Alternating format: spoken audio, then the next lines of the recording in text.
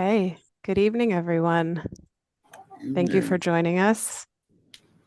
We are going to get started in just a moment. I see people are still coming in. Well, welcome everybody.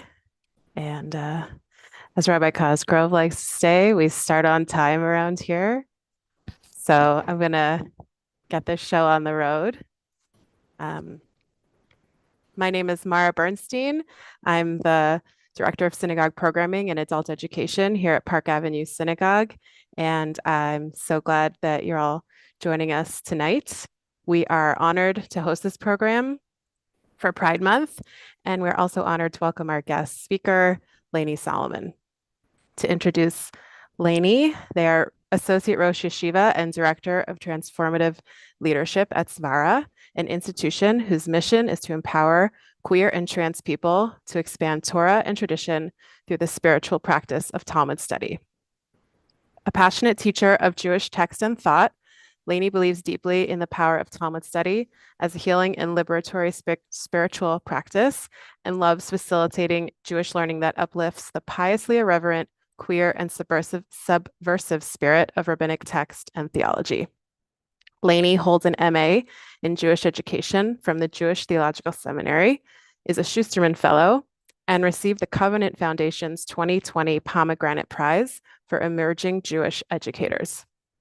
Lainey is an Ashkenazi third-generation Philadelphian, and when they're not learning Talmud, you can find Lainey reading about liberation theology, collecting comic books, and singing nigunim.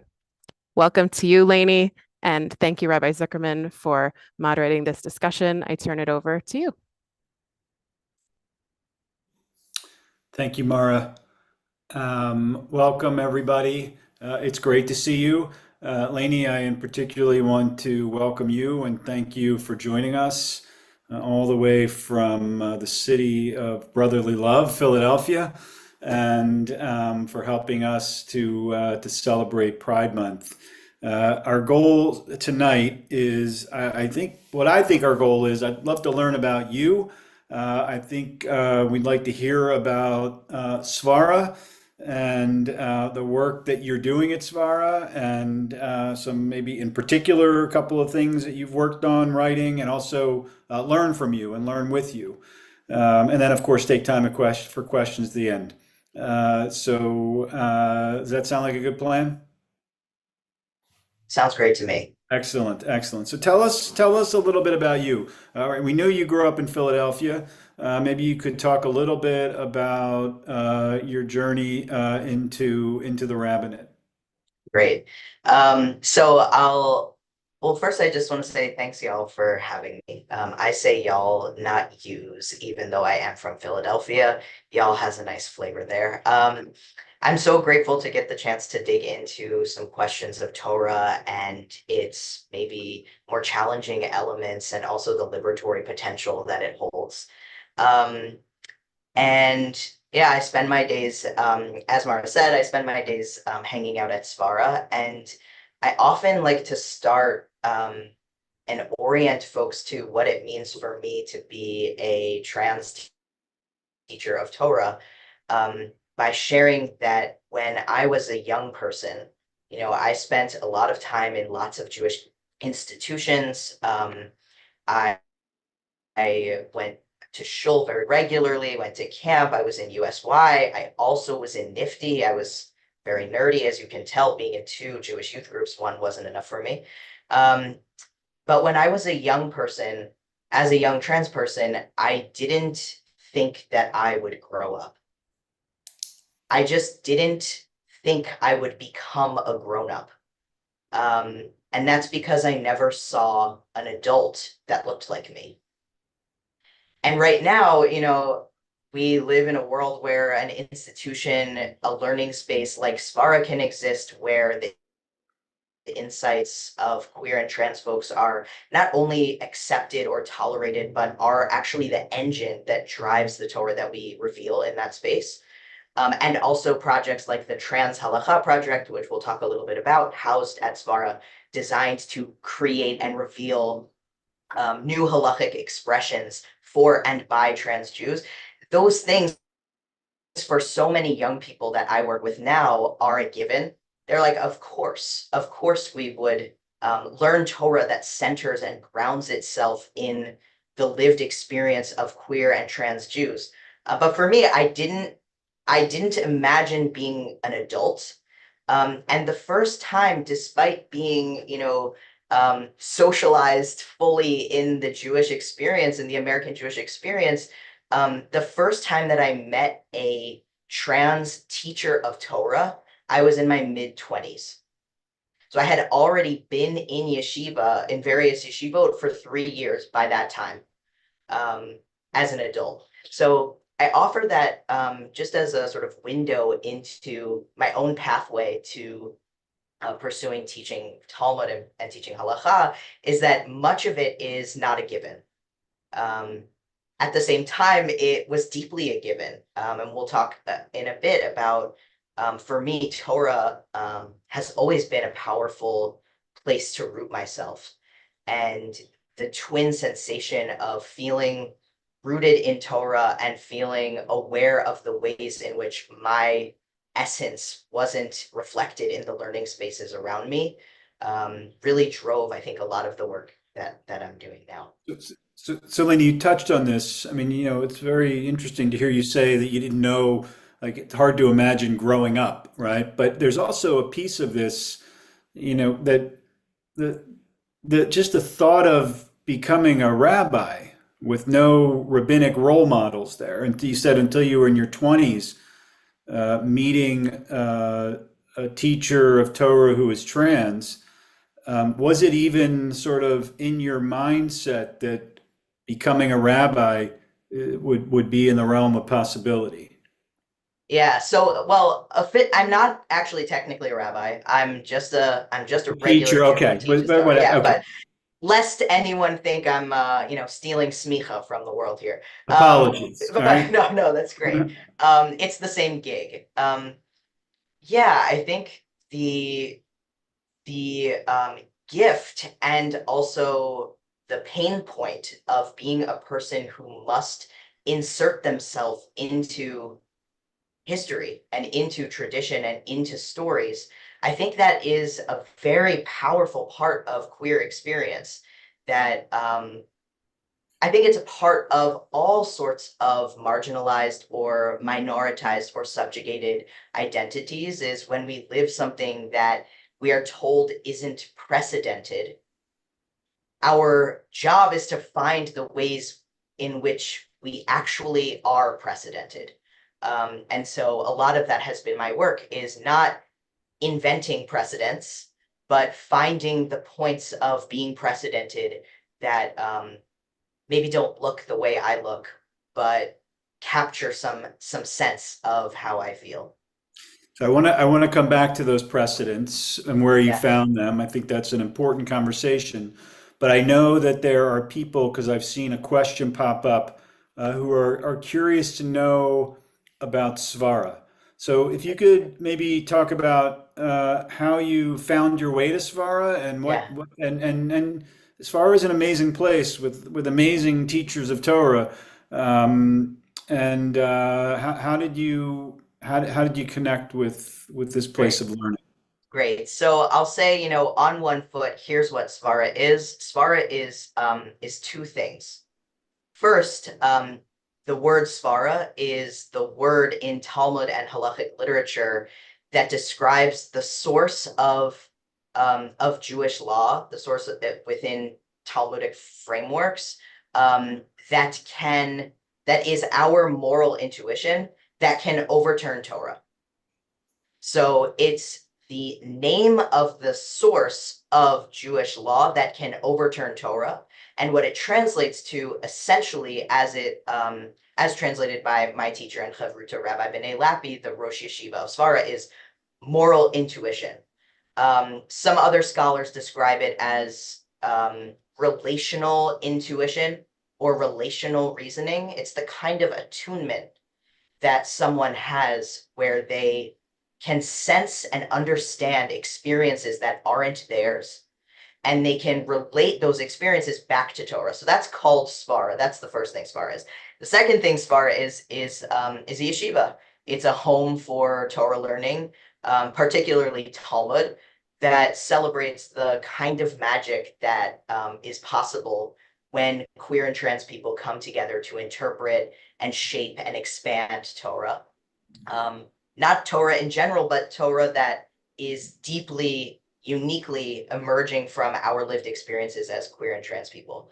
So that's what Svara is. And I found out about Svara in 2013, I think. I've been working at Svara for 7 years and have been involved for about a decade in various projects with Svara. And I found out about Svara from a boosted Facebook post. So if you've ever paid money to boost a Facebook post, it works, let me tell you. That's how I found out about Svara, and it was a very small operation at that time. No paid staff, really operating out of Benet's living room in many ways, and it changed my life. Um, the opportunity to learn from a teacher who reflects back to you or reflected back to me that the Torah belongs to me was what was really life changing. So that's how I found my way there, and then I dedicated the better part of the last 7 years to helping other people experience that sensation that the Torah belongs to them. And is your sense that people are finding about Svara sort of, I mean, now the profile's grown a little bit of Svara, Yeah. but people are finding their way and the work and scope of Svara has grown, I assume, right? Yes, certainly we do not operate anymore out of Benet's living room. Um, Although it's a delightful living room, the scope has grown really significantly. We house several projects at Svara now, not only just learning Talmud, but exploring learning Midrash, learning Halacha. We house projects that also center the experiences of disabled and chronically ill Jews, and trans and non-binary Jews. So lots of growth for sure. And I think folks hear about it um, from their friends, from by word of mouth, the way you hear about most good Yeah. things, I'd say. So one of the things when I was reading up, just preparing for tonight and learning about you a little bit and a little more about Svara, I think Benet and I were in we crossed paths in rabbinical school. Um, and you referenced this in passing at the beginning, is the Torah from the Trans Halacha Project, which I think, a natural outgrowth of creating Svara and creating a network, a place of learning will inevitably impact how halacha and ritual life or liturgy is approached. So I'm wondering if you could talk to us a little bit about this project and maybe give us an example. I know that you were involved in the tshuva, the piece of responsa literature about calling non-binary individuals up to the Torah or for Torah honors. So maybe just kind of lay out the work of this Great. project, and then we can sort of speak specifically about this tshuva, this piece of Right. responsa literature. Great. So the Trans Halacha Project essentially came into being um, in a moment, I think, that makes a lot of good sense, in which lots of folks, lots of trans folks, lots of non-binary folks were trying to, we study Talmud together at Svara. Um, and the study of Talmud is the main mitzvah that we do. The mitzvah we do at Svara most is the mitzvah of Talmud Torah, of studying Torah together. But there are about 612 other mitzvahs that are possible to do. And thank God. So, a number of trans and non-binary folks were coming into moments of really like cavities, like like moving through their ritual lives and then being dropped into a gap where they didn't know um, what to do, or they didn't know how to describe themselves in Hebrew. And at the same time, there were pieces of practice that were emerging not even in gaps, but in opportunities that the lives of trans folks presented. So a gap, an example would be like the tshuva you lifted up, which is how do we call non-binary people to the Torah or to receive Torah honors, or more broadly, what are the ways that non-binary people can express ourselves through what is perceived to be a binary gendered language, which is Hebrew. So that's an example of a gap. An example of an opportunity is one of the chuvot that I wrote as part of the Trans Halacha project is a blessing for taking testosterone. So an opportunity presents itself, which is I started taking testosterone as part of a medical transition. And, I say a blessing over anything and everything that comes into contact with my body, mostly, for the most part. I say a blessing before eating anything or smelling something delightful. When I wake up, when I open my eyes, all sorts of moments in my life. And there was a daily practice that came into my life, which was taking testosterone. And it felt transgressive to not recite a blessing over that experience. And so I wrote a tshuva about a blessing to say, examining different parts of, where has something existed in tradition that's most like testosterone. And that is an example of an opportunity that trans experience and trans life and trans encounter with Torah can offer. So I think I know the answer to this, but I'm curious to hear your thoughts of, I mean, it's interesting to hear you ground this in language of a tshuva, right? I mean, you could just Yeah, say, that's right. look, I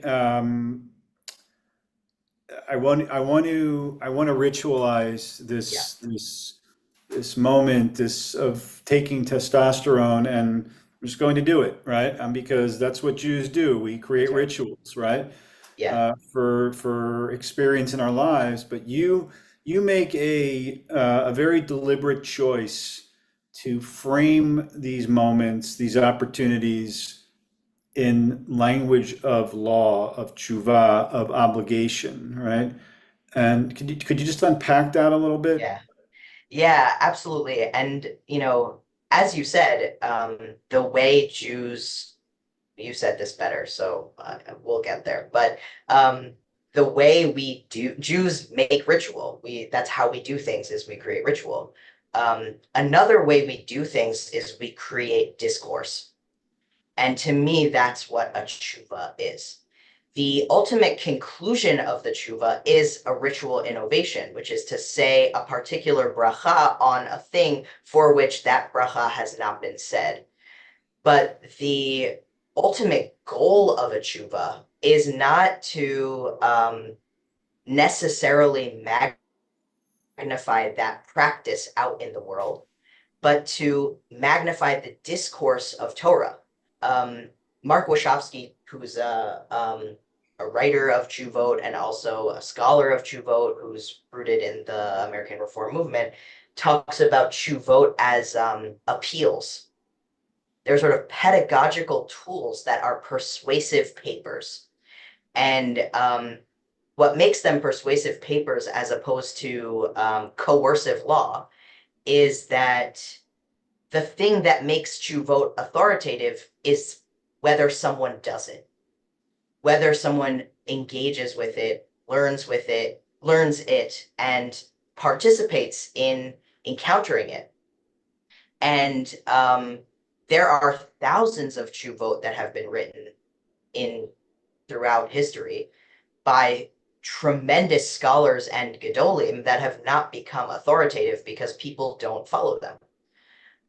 And so part of what we offer in the Trans Halacha project through the process of writing Shuvot is an invitation to magnify the discourse of Torah by articulating not only the practice, but the why, the what, the narrative that grounds this practice, um, as a real invitation to magnify the discourse of Torah as well as the practice. Yeah, I mean, I could stay on this for a while. I think it's a fascinating.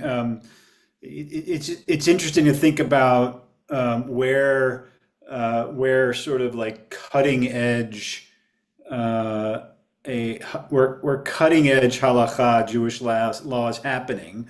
And I think for a Right, lot of people, they may say, well, it's happening in like bioethics or something, right, right? Right, right, as technology changes. But I think that, reading through some of the things that you've written around this, the Trans Halacha Project, or even liturgically, it feels like really creative. And I mean that I mean that in the most respectful, yeah, sort of expression of the elasticity of our tradition.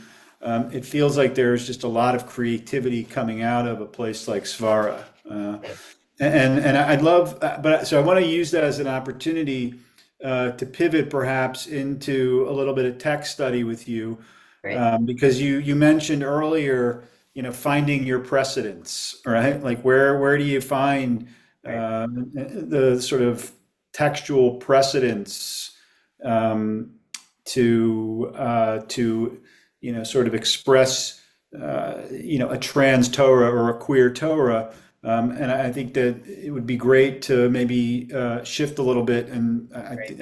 I know you've got way more text than we could ever That's right. get through in this time, which Absolutely. I don't need to tell you. It's always good to over prepare, but maybe talk to us a little bit about the text that you found along the way Great. that speak to you and your Torah.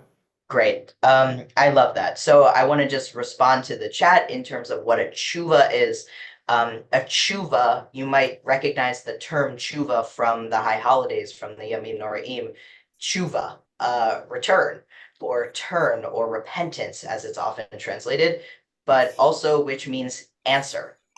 And tshuvot are a form of halachic literature, of Jewish legal literature, that is driven by questions that are subsequently answered. And sometimes those questions are real questions that someone is asking, like, what blessing do I say over testosterone? And sometimes those questions are utilized as a rhetorical device by authors to generate the opportunity to write a position paper. Like, how do we call non-binary people to the Torah? So, By the way, how do we oh call, yeah, just since you nice, brought up, great. how do we call non-binary people to Great. So the tshuva itself is rooted in one particular approach. There are three general approaches to relating to the binary nature of Hebrew that non-binary folks have innovated or revealed or created. One, which is the approach of the tshuva accepted by the conservative movement, which is instead of saying ya'amod or ta'amod, two gendered statements, the Gabbai, the caller upper to the Torah, will say na la'amod, please stand. Mhm. So that has become a popular convention, and that is, goes decades back. That's one approach, and that's the approach that was crystallized in the Juba. Yeah. Okay, back to your text. Go ahead. Great. And so, as you said, we'll dig into a couple texts. We'll see where we get to, and I hope that this source sheet can be a resource for you if you would like to investigate some questions about what might it mean to hold a relationship with Torah, from the places, not just ignoring the places, but from the places of pain that Torah presents us with, which has to and must be part of conversations that honor queer and trans experiences. And I'll say one digression for Elliot, who asked in the chat, aren't Ben and Bot unavoidable? It's a great question. The convention has become using the phrase me bait from the house of, or what is potentially an earlier precedent, but is less common, levate, to the house of, which is more common in early ketubot. Yeah, it's a great question, Elliot. Okay, so we're going to look a little bit at a few sources, and then we'll have some time. If there are questions, please ask them. And I'd love to hear as we move through some text. I'd love to hear anything that y'all are thinking about. So if you have a question, throw it in the chat, or you can raise your hand, and we'll try to figure out how to do that. So I want to start actually with just a little bit of framing. This conversation is on the complexities of Torah. There are many complexities of Torah, but I want to just offer one way of thinking about it and a few different points of exploration rooted in text. So the first way I want to offer about thinking about this comes from a teacher of mine, Rabbi Julia Watts-Belzer. And this text is on the page that is being shared, and also I'm sharing it here.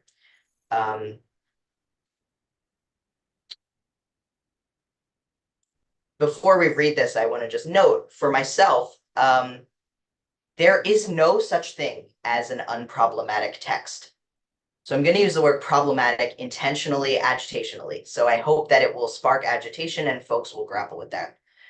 There is no such thing as an unproblematic text in my view. All rabbinic texts, and here I'm talking about Jewish texts, rabbinic texts, are shaped by their context. And therefore, the web of complex oppressive beliefs that are held by those who authored them. So there is no such thing as an unproblematic text. But sometimes there are really problematic texts. And what I am imagining when I'm thinking about when the Torah feels problematic is the really problematic texts. Not only the ways we can critique any society that is patriarchal, but when active harm or hurt or antagonism or oppression comes through in the text. And one articulation of what this could mean comes from Rabbi Julia Watts-Belzer. So I'm going to read this quote out loud just as a landing place so we can have a more of a shared understanding of what some of these complexities are. She says, "Open the Torah. Open the Talmud. Disability is everywhere, and often in ways that feel really difficult." She's a disabled and queer teacher. "One of the most important turning points in my own spiritual life was when I realized I would never fall in love with Talmud in some uncomplicated way. Tradition so rarely holds up a mirror to the brilliance of my own being. Queer and disabled folks, we live in a world that wants to shrink us. And I want us to live lives that are as wide as the sky. And I bring that feeling to Torah. Why shouldn't I be here?" So I love this quote from Julia Watts-Belzer describing, I think, some of the core, I think, emotionality of what it can feel like to encounter texts that are problematic. And Julia Watts-Belzer's question is, why shouldn't I be here? And part of what my work is about is probing the question, while I'm here, it hurts. What can I do about that hurt? While I'm here, the text or communities that learn the text are causing harm to me or to others. What can I do about that sensation? What opportunities do I have in my grappling with that sensation? And so I want to invite, maybe if there is anyone, and we'll see. If not, we've got some good material here. I want to invite folks to consider for a moment, and maybe one person would like to share. Have you ever encountered an idea, a text in Torah that we might call harmful, either harmful to you or to another person or to a group of people? And don't share the text, because that we don't need to debate whether or not it was harmful. But I'd love to know what happened. What happened when you encountered that text? Is there anyone who wants to share or throw in the chat? Yeah, Sue. And then Dan. And Sue, if you would be so kind to unmute yourself. Awesome. Thank you. I had a bat mitzvah last August, and I had one with a bunch. Oh, I shouldn't say what it was. Anyway, a man should not dress in woman's clothing. A woman should not dress in man's clothing. That was part of many things in my parsha that were troubling to me. And I believe that it wasn't just clothing, two men shall not be together, and so on and so forth. And I have a gay son, and I'm very sensitive to things like this. And I didn't know how I was going to write a Devar Torah. Like, what do I do with this? Yeah. So, Sue, what did you do? Well, there were a whole bunch other things that were more tasteful than that. Nice. Great. So I kind of skipped over, but I did say there were parts that I couldn't digest and I couldn't accept.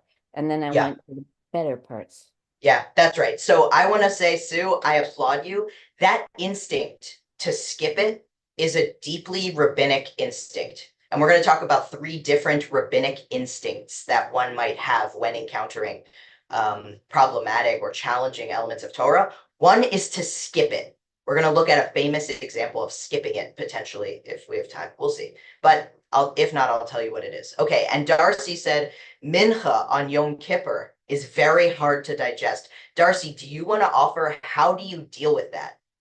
Do you skip it? Do you leave the room? What do you do? Yeah. Hi, I'm sorry I'm not on face, but you don't want to see me right now. Anyway, so I asked my clergy who have given me insight. One of the clergy that is no longer at Park Avenue, he gave me insight into how to digest that. He gave me some really good work to go through it.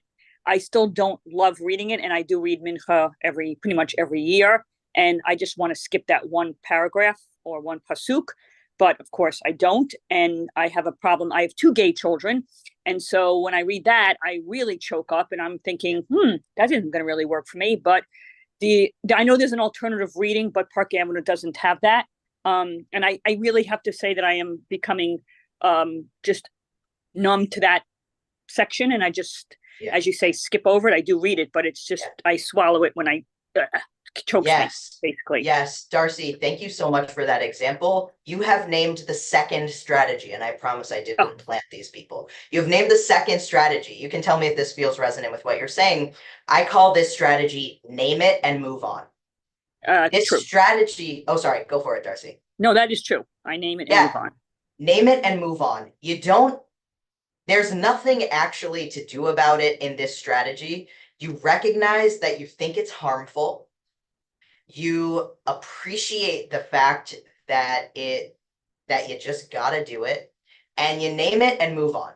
So we've got 2 strategies here. One is to skip it. One is to name it and move on.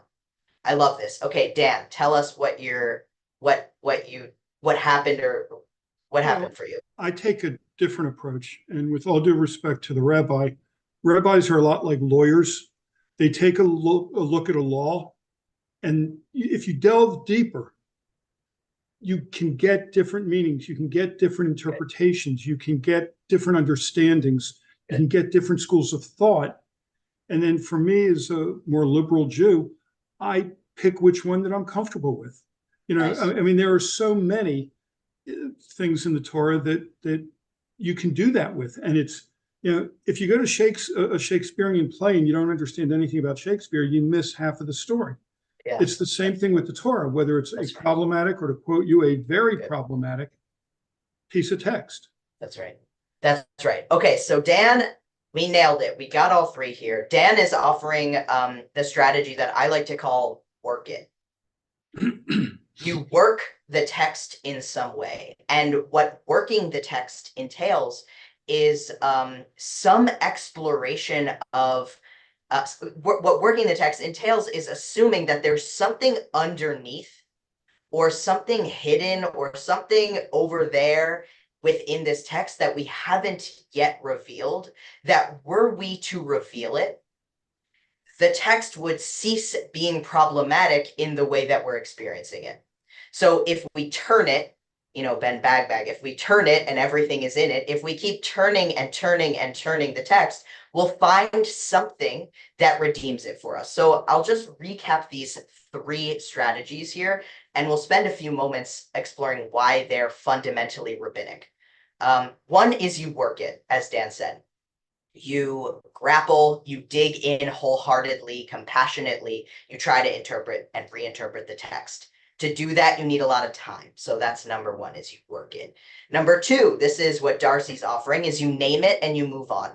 You sit in the discomfort of the tradition as it's been revealed.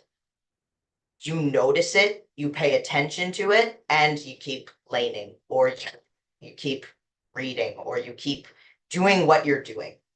And the third is to skip it.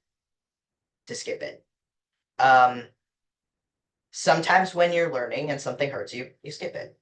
I'll say the first time I realized that was a rabbinic approach, it was extremely redemptive to me.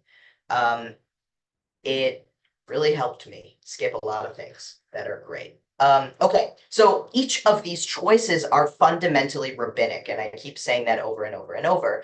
I want to give a theoretical framing to what I mean by that. And then we'll see where we are in terms of timing. So the theoretical framing that I want to give here is the following text. Okay, is this text. I'm going to share my screen. This is a text. Says number 3 next to this text. This is a very brief text from the Talmud in Tractate Sanhedrin. And what's being discussed here is what kind of person, what are the necessary attributes of a person to sit on the Sanhedrin. The unique component of the Sanhedrin is the ability to enact the death penalty. So the Sanhedrin is the highest of high courts.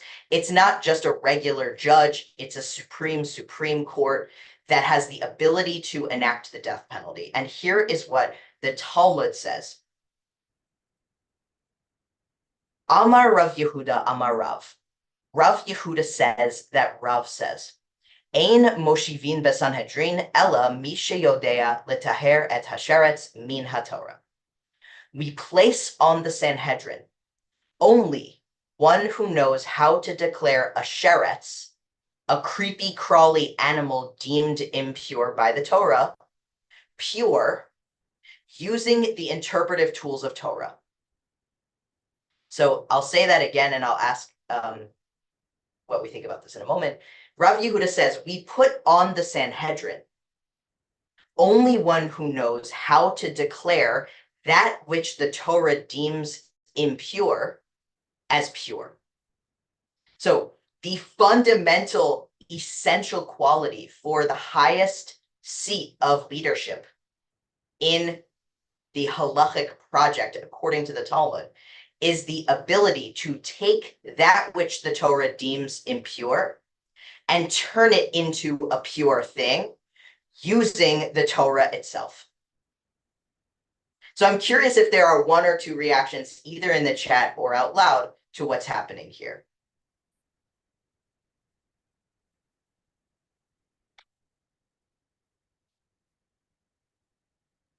And if not, we'll see an example.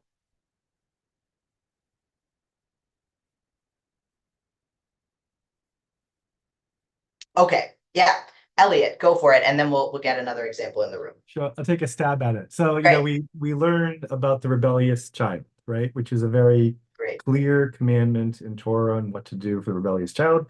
And the rabbis very cleverly, right, turn it and twist it and turn it inside out until they make it a commandment that can never be actually followed. And that intellectual capacity to take something that appears to be clear and appears to be forbidden and appears to be whatever, and to twist it out of shape to fit your modern sensibility is what you have to have if you're going to lead the Sanhedrin. That's the way I Yes, that's exactly right. I would say, Elliot, 100% I agree. And this text in Sanhedrin is giving us, I think, the most extreme and the most theoretical example. It's the most extreme and the most theoretical articulation of the spiritual, intellectual, and I don't know, spiritual, intellectual quality that is about being able to subvert the very thing that dominates our discourse using the discourse itself. So to take that which the Torah deems impure and make it pure using Torah is a different approach than to say, throw out the Torah, save the Sheretz. That is a particular orientation, which is to say it's in the Torah. We know that the Sheretz is described, the creepy, crawly, like voles is one of those things. To me, it's like the feeling you get when you see like a dead mouse on the street. That's a Sheretz feeling, or a dead rat. New York people. This gross sensation that's deeply embodied, that's a sheretz. And using the Torah, which we know forbids that thing, our task is to permit that thing. It's not that we don't think the Torah prohibits this thing or says it's tameh. We know that very much, but we root ourselves in the kind of capacious imagination that enables us to see the opposite of what the Torah says as fundamentally within the Torah itself. Yeah, that's exactly right, Elliot. Okay, so I want to take a few moments to move us through an example that might be familiar to folks from high holidays, adjacent times to high holidays. We're a little out of season for that. I hope you'll forgive me. This is an example where it's less lofty. To me, this is a much more practical example where the rabbis confront a text that they find problematic. So here's the text. This is right after Chet HaEgel, right after the sin of the golden calf. And this is when Moshe is pleading to God and appealing to God's chesed, God's abundant generosity and compassion. So here's what happens. Hashem comes down in a cloud and stood with him, Moshe, proclaiming Hashem's name. Hashem passed before Moshe, and proclaimed, Hashem, Hashem, El Rachum V'Chanun. You might find this familiar. El Rachum V'Chanun, Erech Apayim V'Rav Chesed V'Emet. This is a declaration of God's compassionateness, graciousness, slowness to anger. And it keeps going. Notzer Chesed La'alafim, extending kindness to the 1,000th generation. Nose Avon Vafesha V'Chata Et Nachta, comma here. But you might want to say this next word. So we're going to talk about this next word. Forgiving iniquity, transgression, and sin. And what is next is Vinakeh, Lo Yinakeh. Not remitting all punishment, but visiting the iniquity of parents upon children and children's children upon the 3rd and 4th generations. So we have a declaration of God being so amazing. Would you say that not remitting all punishment and visiting the iniquity of parents upon children and children's children is in line with a great, just, compassionate, chesed-filled God? What would you say? I saw Joan say, no. I agree with you, Joan. Holding generations of people accountable for what their ancestors did is highly not forgiving. I would say it's the opposite of forgiving. Not forgiving. When we recite this text, we include this word, remitting. And we end there. Yeah, is it Frederick or Friedrich? Oh, I'm sorry, I can't hear you.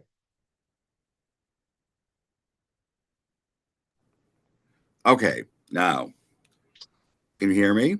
Yes, I can. All right.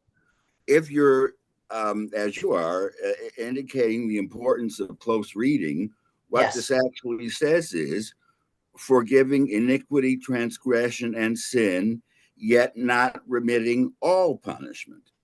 That's what it Good. says, not remitting all punishment. Good. So Nice. then becomes a question of degree. Good. Okay, you are so visiting the iniquity upon the subsequent generations. That's exactly right. Frederick, you're in the work it category. You're like, I'm going to make this text not seem like God is a vindictive God. So I'm going to say all means, it's like the Haggadah, all the days of your life includes the nights too. Okay, all means not every single, not remitting all means there are some that God remits. So that's exactly what the rabbis say. They do the work it model. They notice that this is problematic, that they can't imagine a world in which God holds us accountable for the sins of our ancestors indefinitely. So they work it. And that's on number 2 of this next section in the source sheet, but we're not going to talk about it. What I want to point us to as another example is the skip it model. The skip it model, which if you've ever gone to high holiday davening, you do. You skip it. You include vinakeh in slichot, in all the moments where we say the yud gimel midot, these attributes of God. This is what we say. We say vinakeh and acquits. However, the original verse is saying doesn't acquit. But we cut out the doesn't from the acquit in order to delete the part that we don't like. And that is a foundational sentence or phrase that we say over and over in the high holidays. We embody and practice the skipping method. So there's a lot more we could say, and I think just in the interest of time, we'll pause here. I hope that this introduced some of the elements of what I mentioned earlier in terms of how we might consider grappling with text. Here, to me, the rabbis paint a picture of what it can look like to faithfully ignore, skip, work with, subvert, and imagine differently what our texts are saying that doesn't require we internalize them only and exclusively at face value. So I'll pause here if there, and we'll see where we get to, but I'll pause the screen share so we can have some generative conversation.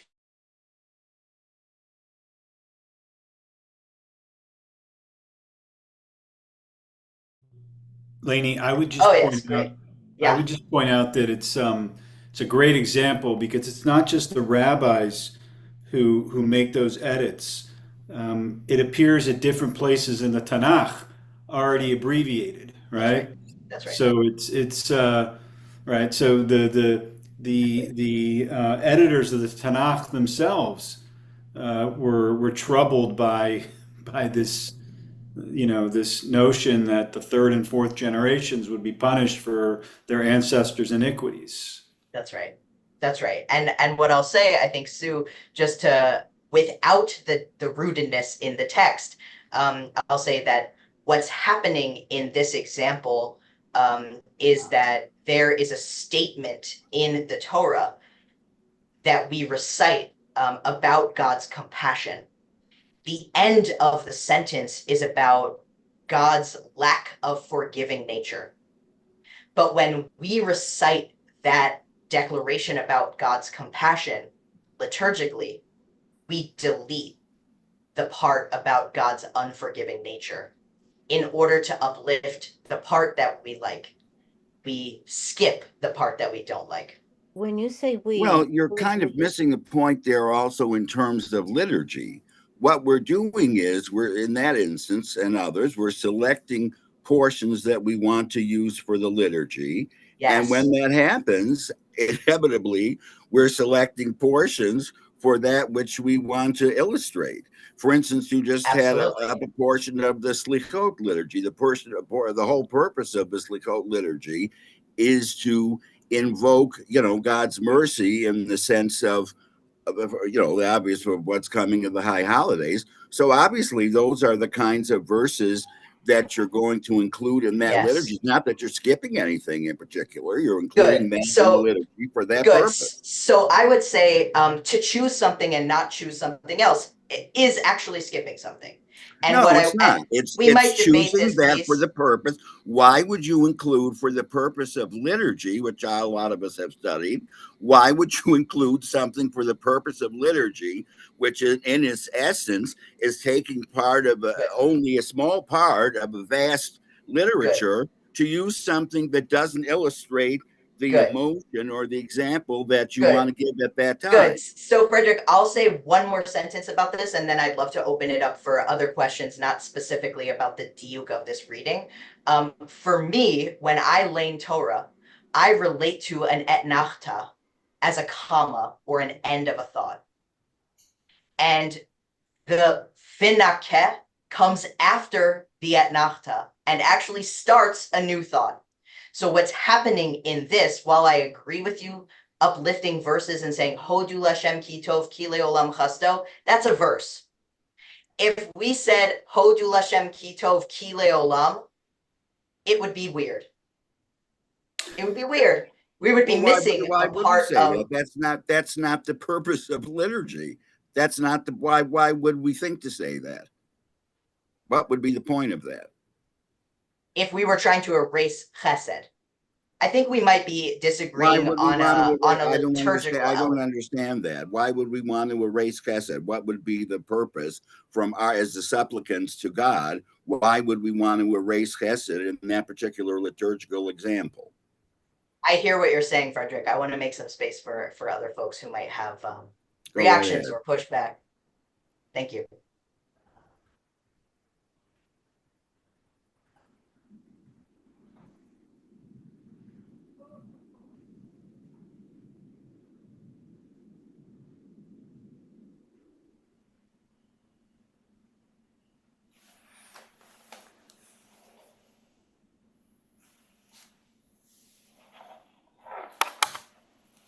Yeah, Sue. Earlier when you were saying, so we say this, or like in the high holidays, you said something, so we leave this out and we say blah, blah, blah. Do you mean we, like all Jews, or we, the folks who are, I don't even know how to say it the right way, like the place where you are, that Svara. Yes, yeah, this is not a unique idiosyncratic practice of Svara. This is a Jewish practice, more broadly. Yes. So I imagine y'all say it during the high holidays. Yeah. Yeah, I mean, I would just add, Lainey, that what's interesting about the liturgical editing of that verse from Exodus, that it gets edited in other places of the Tanakh, but the fact that the rabbis, and this sort of answers Fred's question a little bit, the fact that the rabbis are typically reluctant to break up biblical verses, right? And they do it here, shows the subversiveness, I think, of editing that verse that way, right? So That's right. It's striking actually when you see it, and when you if you know the verse in its totality, and if you might even be expecting, if you didn't know better, you would be expecting to say the end of the verse. But how could you say the end of that verse on Rosh Hashanah or Yom Kippur, right? Like that's right. That's right. That's so right. it's actually a very honest assessment, I think, by the rabbis. So that's my 2 cents on that. Yeah, I appreciate that, and I appreciate the layering in of that piece. Thank you. Yeah. But that in and of itself, isn't that creating commentary? In other words, my Hebrew is not good. So I can look at 7 different Tanakhs and get 8 different translations. That's where the commentary starts. So I'm not being judgmental whether it's right, wrong, bad, good, or indifferent. But if that's what's happening, isn't that the rabbis or whomever sort of creating their own commentary for the liturgy or whatever other pieces it's for? Yeah, I think that's exactly right. I think that's exactly right, Dan. And, my imagination here, well, one, I think the choice to include or not include something is always commentary. And the Tanakh is always referencing itself in ways that are function as commentary on earlier pieces. And I brought specifically, we didn't get into it, but the Talmud's direct commentary where the rabbis are grappling with vinakeh. What do you mean vinakeh? How could it say that? And they come up with a different solution here. Lo yinakeh, excuse me. But I think that's exactly right, Dan. It's commentary. And I think when we too skip things, or when we too decide to name and work through problematic text, those are forms of commentary. We might not write it down, but our experience of skipping something is a comment on it. Absolutely. And there are other examples that you could bring of rabbis skipping things. Oh, a perfect, amazing example would be if you're familiar with the story of the oven of Achnai, where Rabbi Yehoshua stands on the table and says, God, the Torah is not in heaven. And says, instead of the Torah being in heaven, we follow, and quotes Torah, we follow the many. The verse that he is quoting says, don't follow the majority. He says, he deletes the word don't from the quotation. It says, follow the many. So we follow the majority. Majority opinion rules. The Torah says majority opinion doesn't rule. Rabbi Yehoshua says, I'm deleting the don't to say majority opinion rules. And it's an audacious moment where Rabbi Yehoshua feels comfortable enough to say, God, it's not in your hands, it's in our hands. It's so much not in your hands that I, Rabbi Yehoshua, can delete the word from the Torah, quote it back to you, and claim my own authority. It's an incredible moment, and potentially an even better example than the one I brought tonight. Yeah. So Lainey, we're gonna run out of time, and I wish we had more time, because I think this is now we're getting to the crux of, sort of finding texts, those precedent texts for you. So if you could sort of bring it back for us, right? Like, all right, so we have examples of what I like to say, the rabbis demonstrating that the Torah means whatever the rabbis say the Torah means, right? And it means we're going to skip things, we're going to skip things. But so bring it back to your own sort of learning and study and discovery of these texts that speak to Svara, or speak to you, or speak to all of us. Yeah, I would say if what we do is see that the rabbis did this about the word acquit, and we think, oh, that was nice that they did that, we have failed their invitation. We have failed to live up to what they have given us in the Talmud and in the rabbinic tradition. They show us, and this here is so deeply informed by my teacher, Rabbi B'nai Lappi, they show us what they did, not for our own interest, but so that we can do it too. And particularly as we're in a season that is committed to the liberation of queer and trans people, we have an obligation to see what they did, to appreciate the power of the subversive imagination that they had, and not only to appreciate it and celebrate it, but to enact it, to find our own ways in which we can add to or shift or expand or work or delete the parts of Torah, or skip, not delete, excuse me, skip the parts of Torah that are hurting us and the people we love. So I would just offer that as what I think the primary invitation of Talmud is not to see these examples, but to see how the rabbis did these examples so that we find ourselves obligated to do the same. It is a Torat Chaim. It's a living, breathing, expanding, growing, That's changing, right. evolving Torah. And in many ways, as you said, that's what we celebrate next week as we stand again ready to be renewed in the gift of Torah. Lainey, I want to thank you for being our teacher tonight, for dialoguing with us, for challenging us, for arguing with us, right? Like that, this is what, right? This is what it's all about, right? So I don't mean arguing, and you know what I mean. So it's a pleasure to learn with you. It's a pleasure to learn from you. And God willing, we will have more opportunities to do so in the future. So thank you. I want to wish you in advance a Chag Sameach, and thank you for being with us tonight. Thank you all so much. Shabbat Shalom and Chag Sameach, and it's such a privilege to get to expand this Torah with you all. So thank you. Amen, amen. Have a great night, everybody. Thank you. In advance Thank as you. well. Shabbat Shalom. We'll see you soon. Okay. Bye.